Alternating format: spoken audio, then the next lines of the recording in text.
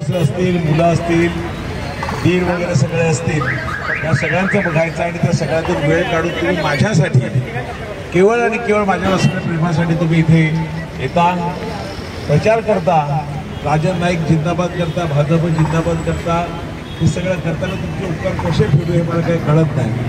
पण तुम्हाला एक विश्वास देतो, निवडून तुमच्या सगळ्यांच्या आशीर्वादाने, तुमच्या सगळ्यांच्या सहकार्याने भारतीय जनता पार्टीचे उमेदवार, महायुतीचे उमेदवार म्हणजे आपलं निश्चितपणे होणार.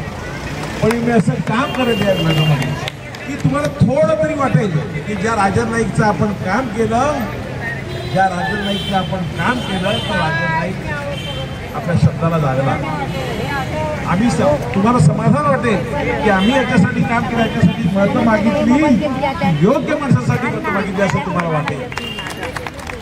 आणि जर तुम्हाला योग्य वाटण्यासाठी मतं वाटली नाही तर माझ्यासारखं दुर्दैव मीच म्हणत असेल. पण मी तुम्हाला ठाम विश्वास देतो,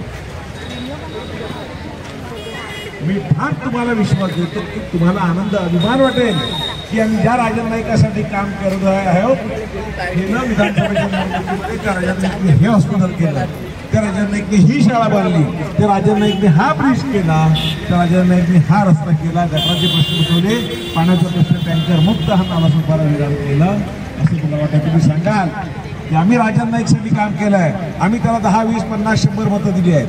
मला तुमच्या मोबाईलमध्ये अनेक मतदार असतील, तुमच्या मित्रमैत्रिणी असतील, तुमचे नातेवाईक असतील, तुमचे शेजारी पाजारी असतील, त्या सगळ्यांनी सांगा, लाडक्या बहिणीलाही सांगा की 1500च्या आता 2100 होणार कमळ दाबल्यानंतर.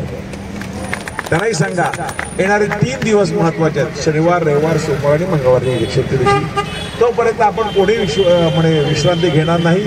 मी स्वतः 12-12, 14-14, 18-18 तास काम करतो. तुम्ही दिवसातून 3-4 तास माझ्यासाठी दिले तरी मी खूप मानेन. आणि मंगळवारचा दिवस महत्वाचा आहे. प्रत्येक घरोघरी जाऊन सगळ्या ताईंना सांगायचं, सगळ्या बंधू सांगायचं, मतदान करा आणि कमळावरती करा, जाताना आय कार्ड घेऊन जा, अशा प्रकारे तुम्ही सांगाल असा मला ठाम विश्वास आहे. मी तुमचे मनापासून आभार व्यक्त करतो. नुसतं आभार व्यक्त करून मी थांबत नाही, तुमचे ऋण आहेत माझ्यावर.